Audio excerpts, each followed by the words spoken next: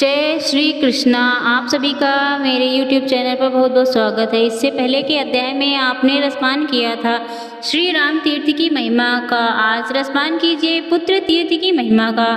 देव ऋषि नारद से श्री ब्रह्मा जी इस प्रकार कहते हैं कि नारद, गौतमी तट पर जो विख्यात पुत्र तीर्थ है वह पुण्य तीर्थ कहलाता है। उसकी महिमा के श्रवण मात्र से मनुष्य संपूर्ण सभी अशिक्षित वस्तुओं को प्राप्त कर लेता है। नारद, मैं उसके स्वरूप का वर्णन करता हूँ, सावधान होकर सुनो। जब द्वितीय और दानवों का देवताओं द्वारा क्षय होने लगा, तब द्वितीय पुत्र वियोग के दुख से मन में स्पर्धा लेकर अपनी बहन तनु के पास आई और इस प्रकार कहने लगी, वद्रे, हम दोनों के ही पुत्र छेद होते जा रहे हैं। हम संसार में कौन सा ऐसा गुरुत्व कार्य करें जिससे हमारा यह संकट दूर हो। देखो, अदिति का वंश कितना संगठित और उत्तम है, उसका कभी क्षय नहीं होता, वह विजय लक्ष्मी से सुशोभित है। अदिति की संतानों का वैभव देखकर मैं ईर्ष्या में दुबली होती जा रही हूँ।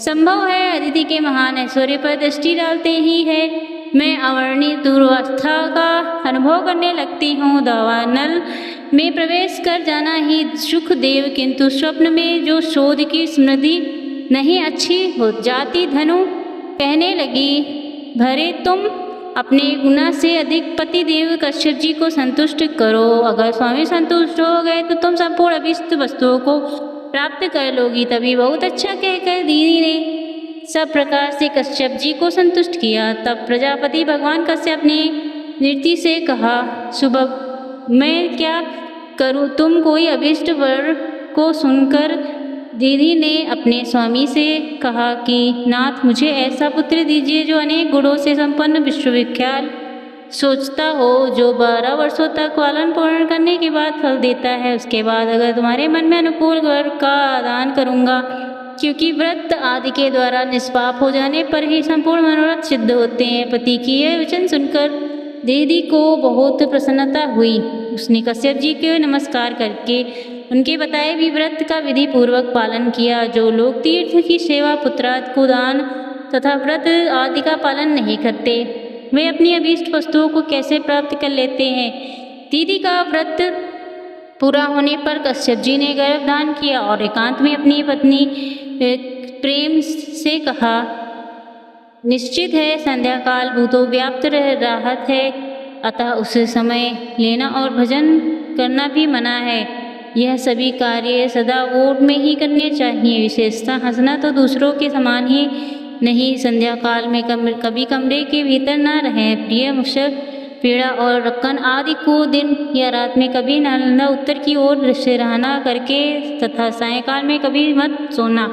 झूठ मत बोलना। संध्या काल में दूसरों के घर नहीं जाना। पति की सेवा और किसी पुरुष पर कभी भी दृष्टि नहीं डालना। इस प्रकार कश्यप जी के आगे कहें, यदि निरंतर इन नियमों का पालन करती हो तो तुम्हारा पुत्र त्रिभुवन के ऐश्वर्य से समान स्वामी समक्ष प्रतिज्ञा दैत्य पर छोड़कर कहानी जा रहे थे। यह देखकर दैत्यराज रमुचि भी उनके पीछे गया। ये व्याकुल हो गई और वे व्रत हाथी को छोड़कर समुद्र के फन में घुस गए। फिर वज्र में लपेटकर उस फन से ही इंद्र ने अपने शत्रु का संहार कर डाला। जब नामची की मृत्यु हो गई, तब उसके छोटे भाई अपने बड़े भाई के घटक का विनाश करने के लिए बड़ी भारी तपस्या की। उसने अनेक प्रकार की माया प्राप्त की, जो देवताओं के लिए भी अत्यंत भयंकर थी। उसने संपूर्ण लोगों को शरण देने वाले भगवान विष्णु से भी बार वर प्राप्त किया।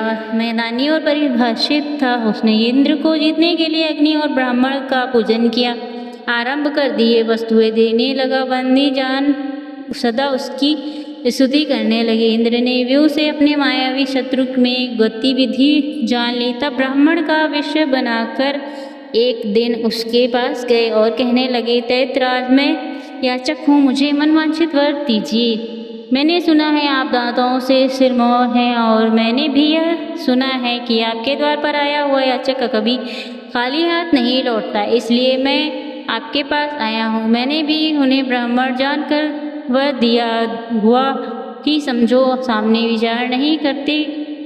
थोड़ा डर। उसके इस प्रकार कहने पर इंद्र बोले, मैं तुम्हारे साथ मित्रता करना चाहता हूँ। तब इंद्र ने वास्तविक रूप को प्रकट किया। इंद्र को पहचान कर मैं मन में बड़ा विस्मय हुआ। कहने लगे, हो सके यह क्या बात है, तुम तो वज्रधारी हो, तुम्हारे योगी का कार्य नहीं। इंद्र ने हंसकर कहा, मैं हृदय से लगाया और कहने लगे, विद्वान पुरुष की भी किसी भी उपाय करते हैं, तभी से इंद्र के साथ की गहरी मैत्री हो गई। मैं सदा के लिए इंद्र का हितैषी हो गया और मुनि उनके इंद्र भवन में जाकर सब बातें भी बताएं। साथ ही इंद्र को माया भी प्रदान की। इंद्र ने प्रसन्न होकर पूछा, मैं बताओ अब तुम्हें क्या चाहिए। मैंने कहा, देवराज अगस्त्य मुनि के आश्रम पर जो वही गर्भवती देती रहती हैं, उसकी सेवा करते हुए आश्रम में कुछ दिन बिताकर फिर अवसर देखकर वज्र हाथ में लेकर द्वितीय के गर्भ में प्रवेश कर जो और उसे वज्र से बढ़ते हुए गर्भ के टुकड़े टुकड़े कर डालो। इससे तुम्हारे शत्रु का अस्तित्व ही मिट जाएगा। देवराज इंद्र ने बहुत अच्छा कहकर मैं की प्रशंसा की और विनीति की भांति माता दैत्य के पास गए और वहां जाकर दैत्य माता की सेवा में लग गए। उनके मन में क्या है इस बात का दैत्य को कुछ नहीं पता था। उनके गर्भ में जो मुनि का अबोध तेज था वह किसी के लिए भी दुर्भक्ष था। देवराज इंद्र गर्भ के भीतर प्रवेश करने की इच्छा से अवसर की प्रतीक्षा करते हुए बहुत समय तक वहां रहे। एक दिन दीति संध्या काल में उत्तर की ओर सिरहाना करके सो रही थी। इंद्र ने मन में कहा, यही अच्छा अवसर है।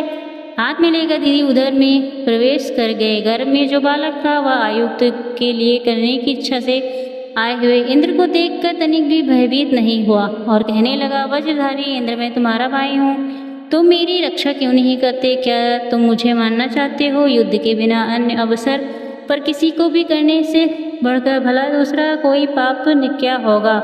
मैं गर्भ से बाहर आ जाऊं तब मुझे युद्ध कर लेना। यहाँ आकर इस प्रकार मारना तुम्हारे लिए उचित नहीं होगा।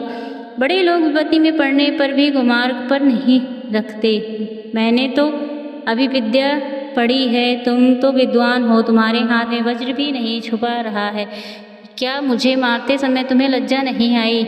मैंने तुम्हें युद्ध से प्रेम है और तुम मुझे युद्ध करना ही नहीं चाहते, मुझसे मारना ही चाहते हो तो निस्संदेह चले जाओ। या ऐसा कहकर वे बालक भी इंद्र की और मुख का कर खड़ा हो गया। गर्भ का बालक यूं ही कहता रहा, किंतु देवराज इंद्र ने अपने वज्र से उसे बालक के टुकड़े टुकड़े कर दिए। सच है, क्रोध और लोभ मनुष्यों को किसी भी दया का भाग्य नहीं। गर्भस्थ बालक की मृत्यु तब नहीं, टुकड़े टुकड़े जीवित बालक के रूप में परिणित हो गए और दुख की रोती हुई कहने लगी, क्यों मारते हो? हम तुम्हारे भाई हैं। किंतु इंद्र ने उनकी एक बात भी नहीं सुनी। उसके टुकड़े भी टुकड़े टुकड़े कर डाले, लेकिन वे जीवित होकर कहने लगे, हमें मत मारो, हम तुम पर विश्वास करते हैं। इस समय माता की गर्भ में पड़े हैं और तुम्हारे ही भाई हैं, समान है, परंतु हो गई गर्भ के सभी टुकड़े हाथ पर और नूतन जीव संयुक्त हो गए।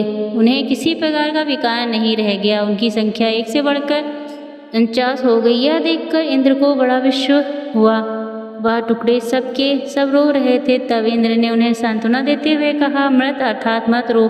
उनके साथ ऐसा कहने से उनका मान मरुद हो गया। गर्भ में ही अत्यंत बलवान और महापराक्रमी हो गए। उन्होंने गर्भ के भीतर से ही मुनिवर अगस्त्य को, जिनके आश्रम में माता दीदी हुई थी, पुकार कर कहा, उन्हें हमारे पिता आपके भाई हैं, आपकी मैत्री का बहुत आभार करते हैं। हम यह भी जानते हैं कि आपके माता में हम लोगों के प्रति बड़ा स्नेह था। तब गर्भ के बालकों की वह करु पुराण सुनकर अगस्त्य मुनि दौड़े चले आए। उन्हें दीदी की जगाया। वह गर्भ के वेदना से पीड़ित हो रही थी। उस समय अगस्त्य अत्यंत कुपित होकर सचिपति इंद्र को श्राप दे डाला, शत्रु तुम्हारी पीठ देखेंगे। गर्भ के समय वे इंद्र को क्रोधित होकर श्राप दे डाला। दर्दी ने देवराज इंद्र को भी श्राप दिया। उसका वृत्तांत आप सभी अगले अध्याय में जरूर सुनिएगा। धन्यवाद।